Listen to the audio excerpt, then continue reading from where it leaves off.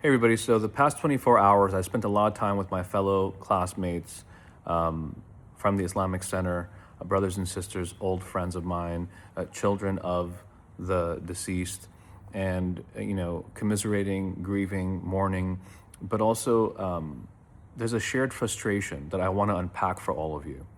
And it's this. A lot of our families who attend this center immigrated from different parts of the world, whether it's Palestine, whether it's Iraq, Afghanistan, Somalia, war-torn parts of the world, coming to this country to seek refuge, to be safe, to learn, to live with dignity. And the pain that the community, the broader community, the non-Arab and Muslim community is sharing with us is much appreciated about the loss of these three heroes and the attack on this institution. We're so grateful for it. But there's a tone deafness that I want to unpack, and it's this. Almost on a weekly occurrence, sometimes in a daily occurrence, many of our families who are still back home, their schools, their mosques, their places of business, their homes are under constant attack. And when we speak up against it, we're met with accusations of being extreme or too radical, which then leads to anti-Arab and Muslim rhetoric.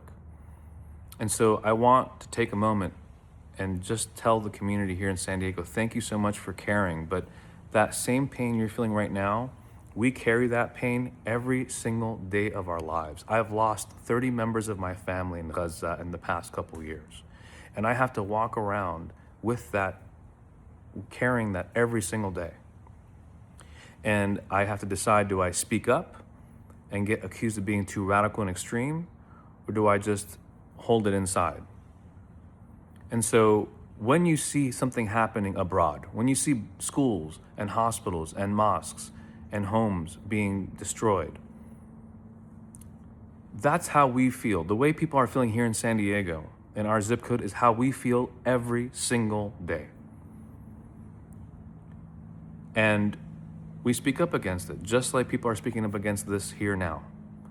But it's not happening over there. It's very intimate, and it hurts us the same way that San Diegans are hurting right now about what happened right here at home. It's no different for us. We feel it all the same. It's our families. It's our communities. That's number one. Be mindful of that. When you're trying to silence us for speaking our truth and sharing our pain and speaking up against injustice against our own families, you're speaking up right now for San Diego is the same way we're speaking up when we talk about our families abroad. Number two, a lot of people are talking about how heroic these men were by standing between the gunmen and children, as if they found newfound heroism. They've been heroes and caretakers for these young kids for years. One of the gentlemen who died, I've known for 31 years, and he's been at this mosque for 40 years. And he died doing what he did every day for 40 years, which is caring and loving on these children. He didn't suddenly become a hero. But you wouldn't know it hearing the way that this community is constantly under attack by the same people who are now giving lip service. And those attacks and that lip service, it's all part of this environment that stokes this anti-Arab and anti-Muslim misinformation. And so I'm not pointing fingers, I'm not assigning blame, but it's part of a culture that we have to rid ourselves of. When you hear people from the Arab and Muslim community talking about their pain, that's where it's coming from. It's coming from the fact that we are living the pain that you're living right now in San Diego every single day. And so be mindful of that. And give grace to those who feel like it's insincere to praise people in death when you were condemning them or criticizing their beliefs and their pain during their living moments. So that's really important, because that kind of misinformation, that condemnation, that censorship is what leads to an information environment that stokes hate, even if you don't mean it, and it breeds this kind of hatred that leads into violence. That's just the truth. I've experienced it myself, where I've been told to muzzle myself and not speak about my family and my views on the attacks on our communities abroad.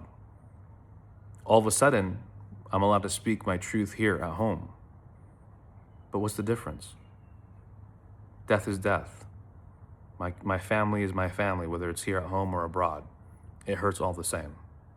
So give us space to grieve, give us space to be frustrated, and listen. Listen and learn from this moment so that we can honor those who we lost, not just with words, but with deeds, and make sure this never happens again at home, and we condemn it when it happens abroad as well, because it hurts us just the same.